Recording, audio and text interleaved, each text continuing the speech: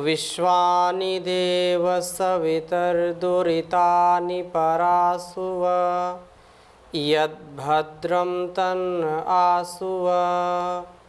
ओम शांति शांति शांति। दिव्य जीवन के इस कार्यक्रम में आप सबका हार्दिक स्वागत है, अभिनंदन है। मैं स्वामी परमार्थ देव पिछली कक्षाओं की भांति निरंतर परम पूज्य गुरु जी का सानिध्य हमको मिल रहा है। इस कार्यक्रम में आप सबकी ओर से और मैं अपनी ओर से भी परम पूज्य गुरु जी का सादर सम्मान करता हूँ, अभिनंदन करता हूँ, वंदन करता हूँ। परम पूज्य गुरु जी आप श्री के द्वारा जो भी मार्ग दिव्य जीवन के लिए बताए गए हैं, एक से बढ़कर एक हैं। केवल उनको हम आचरण में उतारने का महान पुरुषार्थ यदि करते हैं तो निश्चित रूप से हमारा जीवन अच्छा बनेगा, उसमें कोई शंका नहीं है। इसको और हम बारीकी से कैसे समझें, क्योंकि व्यवहार का जो विषय आता है तो व्यवहार सबके लिए, चाहे वो छोटा बच्चा हो, बड़ा हो, विद्यार्थी हो या गृहस्थी हो, सबके लिए व्यवहार बड़ा एक प्रशस्त उपाय है आपसी सामंजस्य का। आपसी जो व्यवहार है, कहते हैं कि जिसका व्यवहार अच्छा है उसमें ही सारे शास्त्र समाहित होते हैं। और कितने भी शास्त्र उसने पढ़ लिए हैं, लेकिन यदि स्थूल व्यवहार में वह व्यक्ति असफल है तो उसका संपूर्ण जीवन असफलता को ही प्राप्त होता है। तो हमारा जीवन सफल हो व्यवहार में, और हम कैसे परिपक्व हों, किसी भी उत्तरदायित्व को हम निभा रहे हैं, किसी भी जीवन को जी रहे हैं, इसके विषय में कृपया अपना मार्गदर्शन दें, हम सबको इससे अभिभूत करें, अभिषिक्त करें। पुनः पुनः एक ही बात आती है हमारे सामने जी गुरु जी, कि हमारे जीवन में संतुलन कैसे हो। जी, मानी जीवन अच्छा वो माना जाता है कि जो अंदर से शांत हो और बाहर से क्रियाशील हो, उत्तरदायित्वों को हम बड़े प्रसन्नता के साथ और विवेक के साथ उनको निर्वाह कर सकें। जी,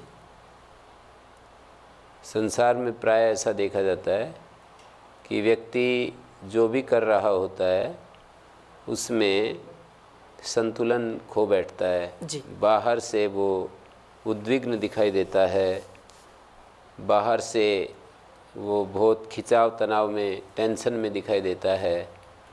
बहुत ही उसके जीवन को देखने से कर्म तो होता है, जी, कर्म के साथ वो अंदर की जो शांति है वो खोए रहता है। जी, तो एक तो ये बात समझ में आनी चाहिए हमें, सबसे पहला जो कर्तव्य है कि वो इस चीज़ को महत्व दे सके। जिन चीज़ों को हम महत्व देते हैं वे चीज़ें हमारे पास देर सवेर आ ही जाती हैं। यदि हम इसको पूर्ण 100% महत्व दें कि मुझे आंतरिक रूप से बहुत ही शांत रहना है, प्रज्ञावान विवेकवान रहना है, अंदर से मुझे अपनी प्रज्ञा को, अपने होश को गुम नहीं करना, अंदर से अपने विवेक को नहीं खोना, और उसके साथ बाहर के सारे उत्तरदायित्व निर्वाह करने हैं। जी, जो भी मुझे व्यवहार में उत्तरदायित्व मिले हैं वे सब के सब मुझे करने हैं, उसके प्रति भी उदासीन नहीं होना, क्योंकि जीवन में दोनों ही साथ साथ काम करने के होते हैं।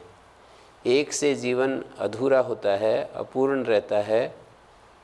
प्राय संसार में देखते हैं कि जो लोग अध्यात्म की इच्छा करते हैं वो संसार से अलग हो जाते हैं, और जो संसार में अवतरित होते हैं वो आंतरिक जीवन से अपना कनेक्शन खो बैठते हैं, और जो आंतरिक जीवन में जाते हैं तो संसार से कनेक्शन खो बैठते हैं।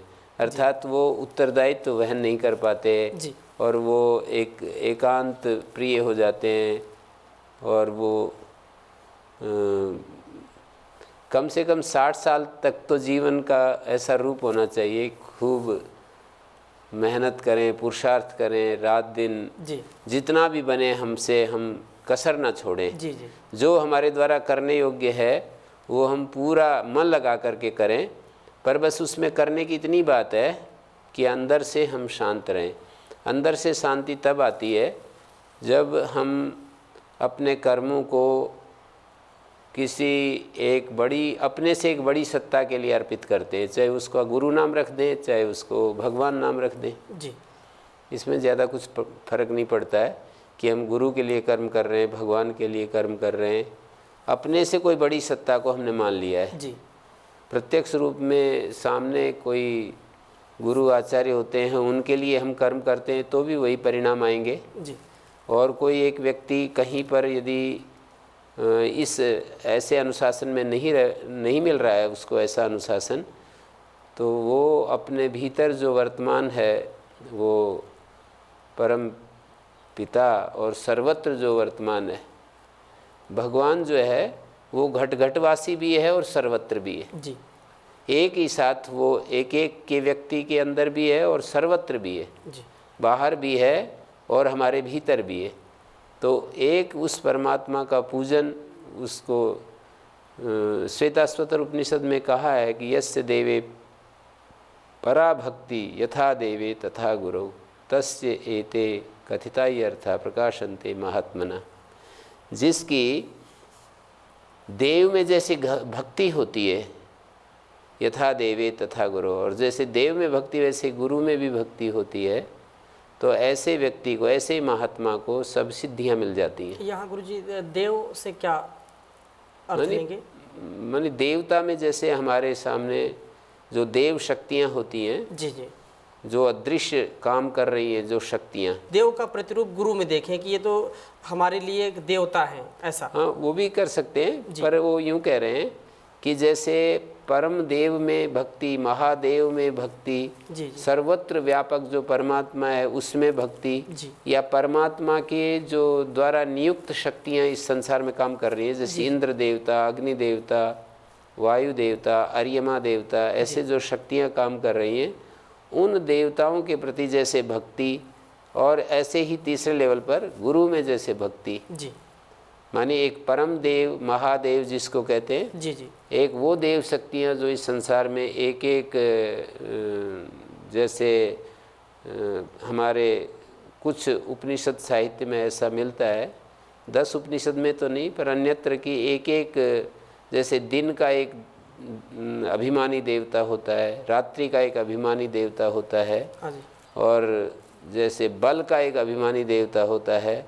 तो ऐसे वो शक्तियाँ ईश्वर की तरफ से नियुक्त की हुई हैं कि वो इन संसार के लोगों के लिए सहयोग करने के लिए उन शक्तियों को उत्तरदायित्व दिया हुआ है कि वो इन सब को, वो देव शक्तियों के प्रति अपना जो पूरा नमन व्यक्ति करे कि ये देव शक्तियाँ जो यहाँ पर काम कर रही हैं उनके लिए मैं अपना समर्पण करता हूँ, जी या सीधा उस परमेश्वर को ही समर्पण करता है या गुरु को ही समर्पण करता है, कुछ फर्क नहीं है इसमें। जी कहने का मूल बात यह है कि अपने अहंकार के लिए व्यक्ति कर्म नहीं कर रहा है, अपने से बड़ी शक्ति को किसी ने मान लिया है, तो उसका जो समर्पण होगा वो जैसे आकाश से यथा आकाशात पतितम तोयम सागरम प्रति गच्छति जी तथैव सर्व नमस्कारा उस देव के प्रति चले जाते हैं।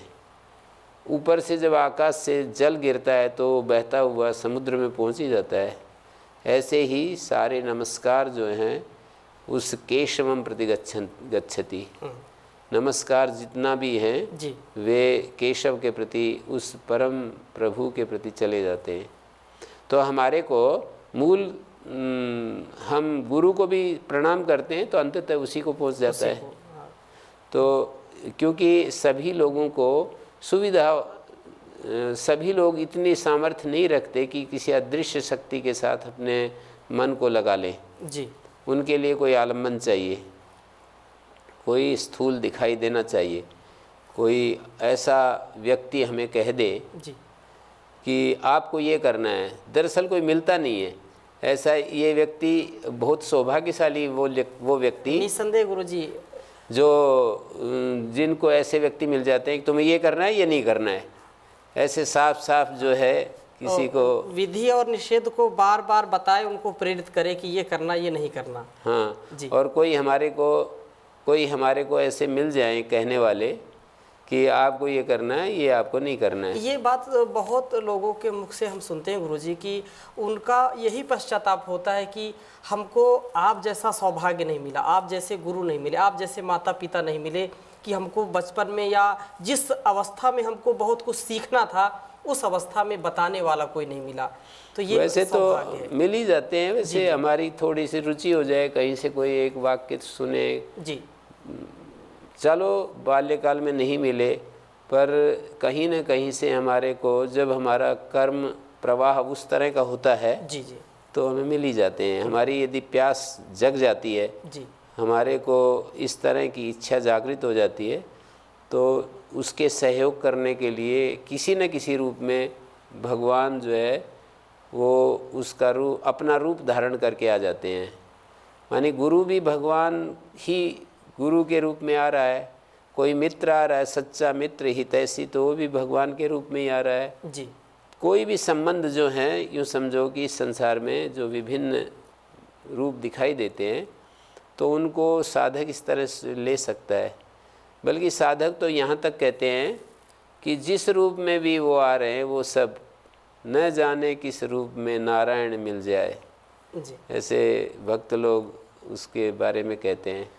तो किसी न किसी रूप में हमारे सामने जो भी रूप में आता है वो उसको यदि हम अपना प्रणाम, उसका अपना समर्पण कर दें तो चीज़ें बहुत हल्की हो जाती हैं और हमें बहुत ही सुविधा हो जाती है।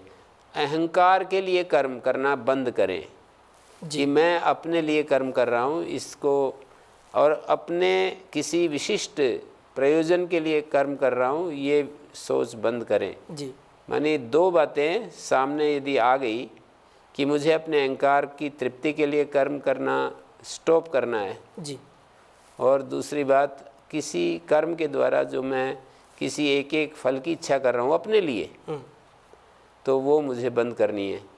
मैं गुरु के लिए कर्म करूँगा, मैं भगवान के लिए कर्म करूँगा, और किसी भी अंश में मैं अपने अहम की तृप्ति कर्म के द्वारा नहीं करूँगा। कर्म के द्वारा जो अहम की तृप्ति की जाती है जी, कि इस कर्म के करने से ये सुविधाएं मुझे मिलेंगी, इस कर्म के करने से मुझे ये पैसे मिलेंगे, ये सम्मान मिलेगा, इस कर्म के करने से ये सुविधाएं मिलेंगी।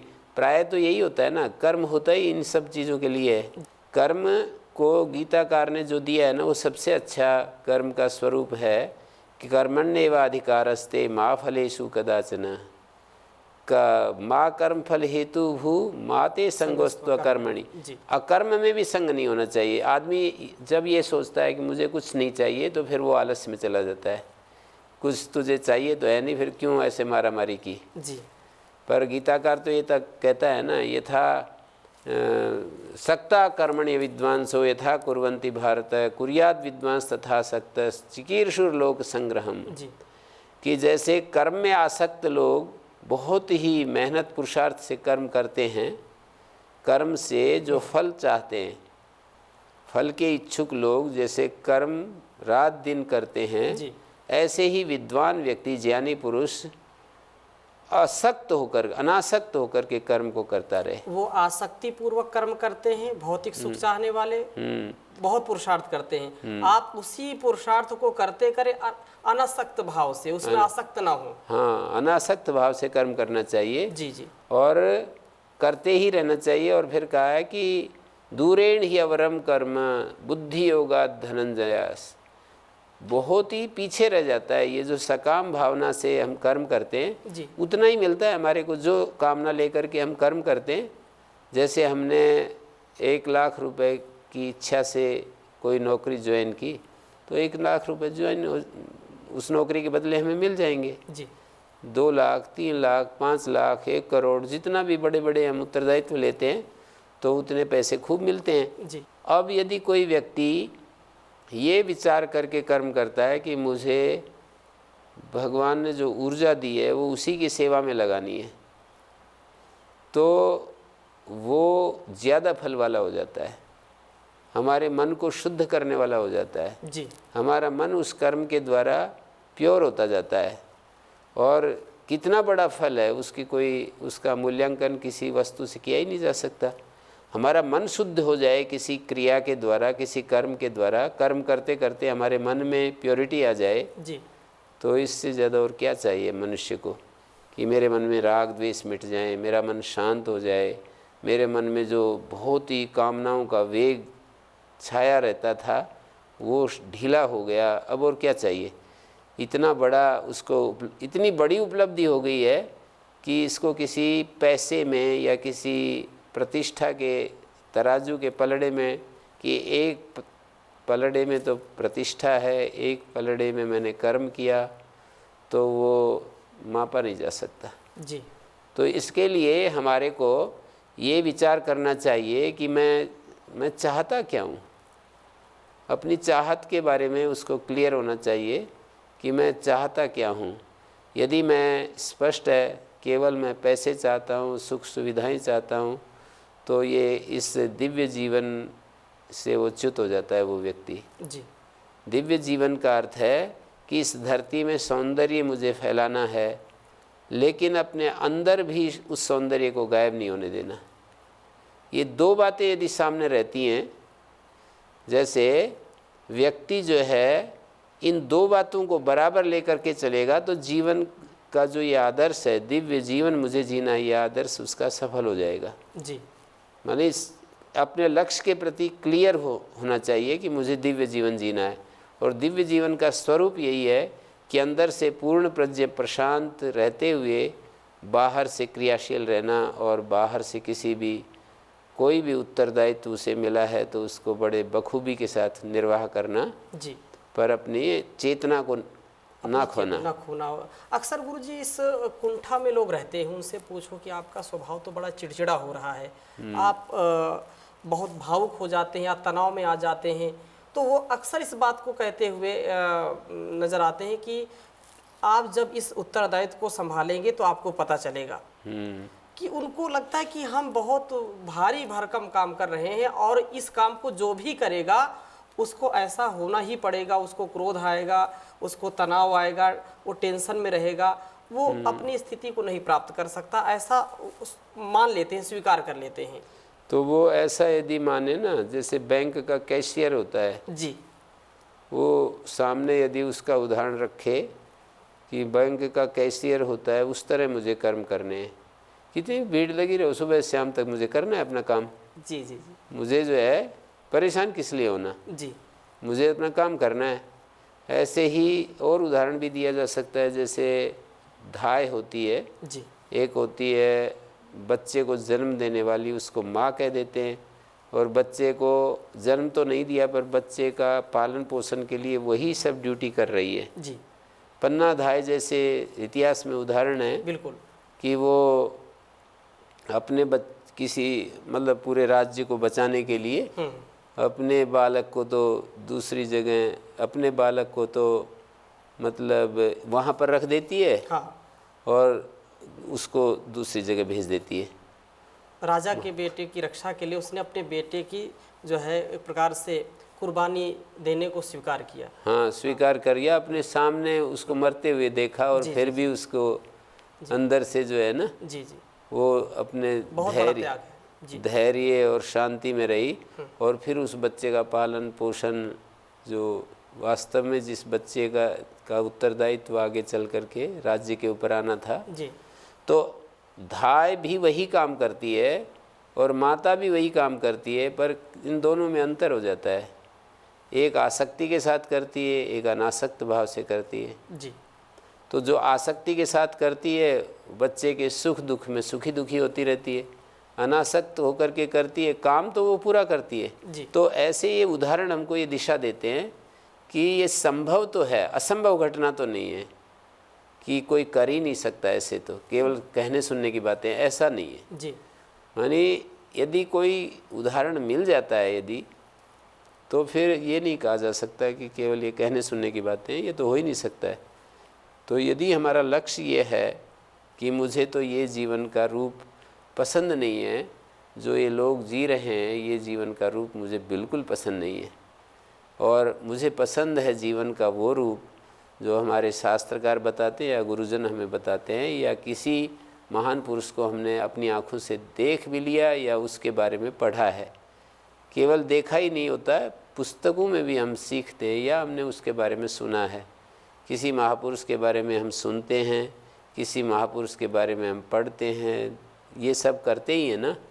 तो हम अपने जीवन को इस तरह से देखें कि मुझे बहुत सारे उत्तरदायित्व करने हैं, पर मुझे विचलित नहीं होना, मुझे दुखी होते हुए नहीं।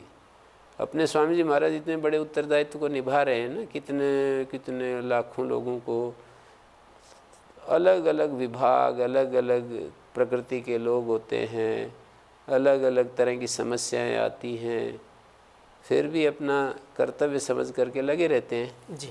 तो इस तरह से यदि व्यक्ति ये निश्चय कर ले कि मुझे कर्म करना है और बड़े बहुत ही ईमानदारी के साथ करना है, पर अपने भीतर विचलन पैदा नहीं करना है, यही आध्यात्मिकता का मूल सूत्र है, दिव्य जीवन का मूल सूत्र है कि अपने अंदर की शांति को न खोना और बाहर में अपने कर्मों को करते चले जाना। जो भी विधान के अनुसार उसे कर्म मिले होते हैं, या उसकी प्रकृति के अनुसार कहो, या विधान के अनुसार कहो, या समय की आवश्यकता के अनुसार कहें जी, समय की मांग के अनुसार कहें, जो भी कर्म उसको मिले होते हैं उनको वो करता चला जाए और उनका निर्वाह करता चला जाए और अंदर से अपनी शांति को बनाए रखे।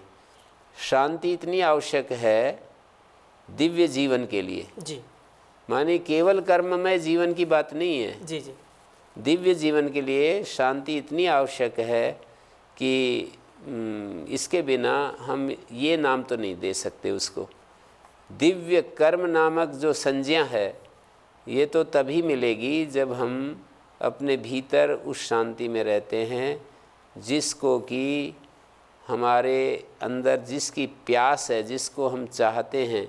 महापुरुष भी जिसका बखान करते हैं, शास्त्र जिसका वर्णन करते हैं जी, कि भाई हमें अपनी स्थिर प्रज्ञ होकर के कर्म करने हैं।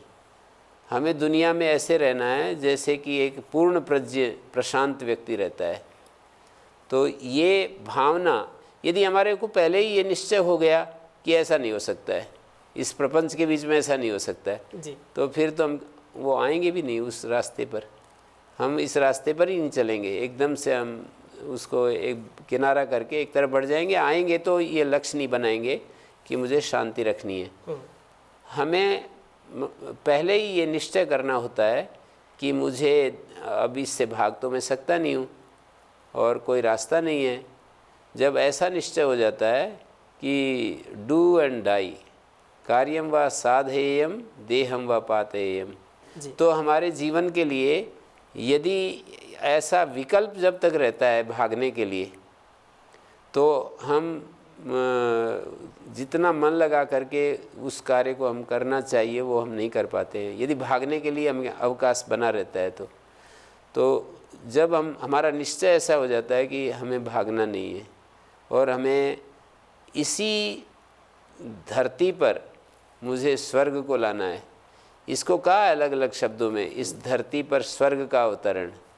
ये दिव्य जीवन क्या है? धरती पर स्वर्ग का अवतरण। धरती पर स्वर्ग का अवतरण क्या है, क्या चीज़ है? यदि आप पूछें कि धरती पर स्वर्ग का अवतरण क्या है, तो केवल ये संसार में बहुत अच्छे अच्छे ऊंचे मकान बना दिए जाएं, बहुत सुंदर पार्क और सड़कें बन जाएं और बहुत सुंदर साधन इकट्ठे हो जाएं, जो भी हम चाहते हैं मनुष्य के भौतिक साधन वो सब मिल जाएं जी।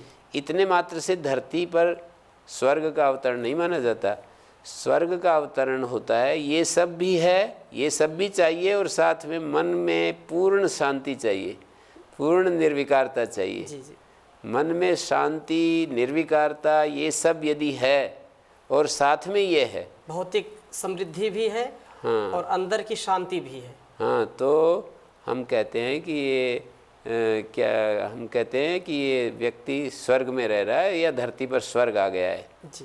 तो श्री अरविंद ने एक सावित्री महाकाव्य लिखा है, उसमें यही समझाया है उन्होंने कि फिर हम अगली कक्षा में इस विषय में चर्चा कर सकते हैं कि ये धरती पर स्वर्ग के अवतरण का क्या तात्पर्य जी है जी और इस जीवन